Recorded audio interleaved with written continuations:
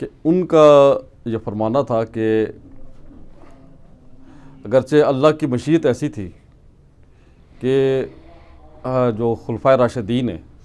ان کی ترتیب میں پہلے نمبر حضرت ابوبکر صدیق، پھر حضرت عمر، پھر حضرت عثمان، پھر آخر حضرت علی،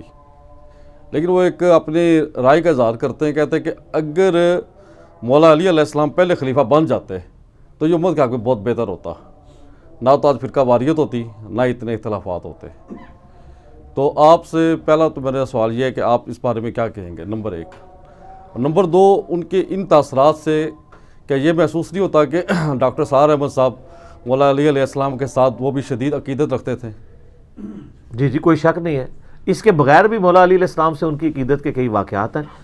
یہ جو تسبیح فاطمہ والی حدیث ہے جو میں نے آج سنائی بھی ہے، وہ جتنی بار بھی ڈاکٹر سرار صاحب بیان کرتے تھے تو ان کی آنکھوں میں آنسو آ جایا کرتے تھے، حالانکہ وہ بہت کم روتے تھے، ان کو اپنے اوپر کافی کنٹرول تھا اس حوالے سے، رقیق القلب ضرور تھے لیکن کنٹرول رکھتے تھے۔ میرا یوٹیوب کے اوپر ایک کلپ بھی ہے ڈاکٹر سرار صاحب کے دفاع میں، جو اہل حدیث نے ان کے اوپر بلیم لگائے اور جو اہل تشیع نے، دونوں کو میں نے جواب دیا ہے کہ نہ تو وہ نعوذ باللہ رافضی تھے اور نہ وہ ناصبی تھے اور نہ وہ بڑے سٹانچ قسم کے مقلد تھے، بلکہ کتاب و سنت کو ماننے والے تھے۔ علمی اختلاف ہمیں بھی کئی معاملات میں ان کے ساتھ ہے۔ باقی یہ تو کلیئر ہو گیا کہ ڈاکٹر سرار صاحب سیدنا علی کی محبت کے بغیر ایمان ہی کامل نہیں۔ مسلم شریف کی حدیث ہے 240 نمبر، علی سے محبت نہیں رکھے گا مگر مومن، علی سے بغض نہیں رکھے گا مگر منافق۔ باقی یہ ڈاکٹر سرار صاحب کی جو یہ رائے ہے، اس قسم کی رائے کا اظہار وہ کرتے رہتے تھے، صرف مولا علی کے بارے میں نہیں کیا۔ انہوں نے تو کئی ایک ویڈیوز میں یہ بھی کہا ہے کہ نبی علیہ السلام نے دنیا سے جانتے ہوئے بھی جلدی کی ہے، کیونکہ اذا جاء نصر اللہ والفتح ورأیت الناس يدخلون فی دین اللہ افواجا، اس میں نبی علیہ السلام کی وفات کی خبر تھی، بخاری مسلم میں احادیث بھی موجود ہیں۔ تو ڈاکٹر سرار صاحب کہتے تھے کہ کاش نبی علیہ السلام کچھ عرصہ اور دنیا میں رہ لیتے، کیونکہ بخاری مسلم میں حدیث ہے کہ کسی بھی نبی کو اس وقت تک موت نہیں دی جاتی جب تک کہ اسے اختیار نہ دیا جائے کہ چاہے وہ دنیا میں رہے چاہے آخرت کی زندگی اڈاپٹ کرے۔ تو وہ کہتے تھے کاش نبی علیہ السلام کچھ عرصے کے لیے اور رہتے، جو نیو مسلم تھے ان کی تربیت کر لیتے تاکہ اور اچھی ایک جماعت تیار ہو جاتی۔ تو یہ اسیسمنٹ ہے نا، اللہ تو اپنی تقدیر کے مطابق چلتا ہے۔ جی تو میں تو کہتا ہوں کاش شیطان آدم کو سجدہ کر ہی لیتا، مصیبت ہی نہ ہوتی کھڑی۔ ٹھیک ہو گیا،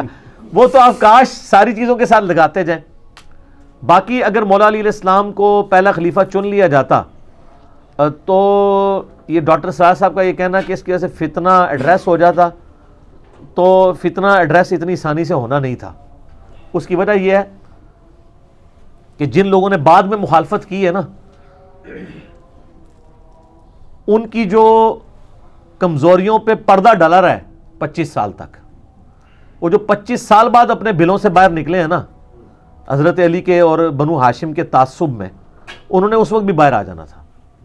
یہ بھول ہے ڈاکٹر سرار صاحب کو، چونکہ اس معاملے کا سینسٹیوٹی کا آئیڈیا نہیں ہے۔ یہ جو جنگ حبش تھی نا، جو شروع سے جاری تھی، اسی کی کنٹینیوشن کربلا ہے اور جنگ صفین ہے۔ بیسیکلی یہ دو خاندانوں کا ایک تعصب تھا۔ بنو امیہ کبھی نہیں چاہتی تھی کہ نبوت بنو ہاشم میں آئے، مجبوراً ان کو قبول کرنی پڑی کیونکہ اللہ نے ڈیسیژن کیا تھا۔ تو وہ جو بغض کا پہلو تھا وہ ختم تو نہیں ہو سکتا۔ میرا خیال نہیں ہے کہ سیدنا علی پہلے خلیفہ بنتے تو مسئلہ حل ہوتا۔ میرا تو خیال یہ ہے کہ سیدنا علی اگر پہلے خلیفہ بن جاتے تو جنگ صفین شروع میں ہی ہو جاتی اور معاملات زیادہ بگڑ جاتے، تو مسلمانوں کے حق میں بہتری والا معاملہ ہوا۔ البتہ ایک چیز ہے جو گوروں نے بھی مانی ہے، وہ کہتے ہیں کہ سیدنا عمر کی شہادت کے بعد جو 6 رکنی کمیٹی بنائی تھی سیدنا عمر نے اپنی زندگی میں، جس میں مولا علی تھے، سیدنا حسن تھے، سیدنا عثمان تھے، طلحہ، زبیر، عبد الرحمن بن عوف اور سعد بن ابی وقاص، وہ 6 رکنی کمیٹی اگر حضرت علی کو خلیفہ اس وقت چن لیتی نا تو مسلمانوں کو ایک عمر اور مل جاتا، کیونکہ سیدنا علی بہت ڈسپلنڈ پرسنالٹی تھے، سیدنا عثمان شریف النفس آدمی تھے، اور ان کی شرافت کی وجہ سے پھر قریبی لوگوں نے ناجائز فائدہ بھی اٹھایا اور آہستہ آہستہ وہ خلافت فتنے کا شکار ہو گئی۔ اور اسی لیے ہم کہتے ہیں کہ ابو بکر عمر کی خلافتیں محفوظہ ہیں، اسپیشل پروٹیکشن ہے، اور سیدنا عثمان و علی کی خلافت مفتونہ ہے، یعنی وہ فتنوں کا دور ہے، اس میں خلفاء کا قصور نہیں ہے بلکہ اس دور میں فتنے آ گئے جو اس طرح ایڈریس نہیں ہو سکے، اور اس کی پریڈکشن پہلے ہی تھی۔ بخاری مسلم میں حدیث ہے، نبی علیہ السلام فرمایا میری امت اور فتنوں کے درمیان دروازہ عمر ہے، جب اس دروازے کو توڑ دیا جائے گا تو میری امت میں فتنے شروع ہو جائیں گے۔ تو نبی علیہ السلام نے خود یہ پریڈکشن فرما دی تھی، بلکہ پریڈکشن نہیں کہنا چاہیے، پروفیسی فرما دی تھی کہ سیدنا عمر کی شہادت کے بعد امت کی مینجمنٹ لوز ہو جائے گی، اور وہ ہمیں نظر بھی آتا ہے۔ تو میں ڈاکٹر سراج صاحب کی اس رائے کے ساتھ ایگری نہیں کرتا۔ بہرحال اس رائے میں یعنی ڈاکٹر سراج صاحب کی سیدنا علی سے جو محبت ہے وہ اس کو جسٹیفائی ضرور کرتی ہے، بالکل۔